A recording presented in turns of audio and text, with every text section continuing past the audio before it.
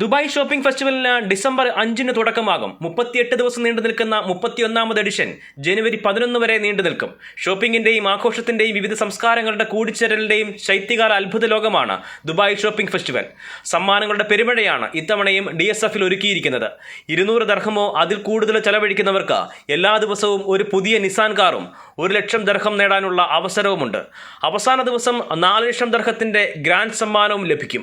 ആഴ്ച തോറുമുള്ള നറുക്കെടുപ്പിലൂടെ 2.6 ദശലക്ഷത്തിലധികം ദർഹത്തിന്റെ സ്വർണം നേടാനും ഇത്തവണ അവസരമുണ്ട്.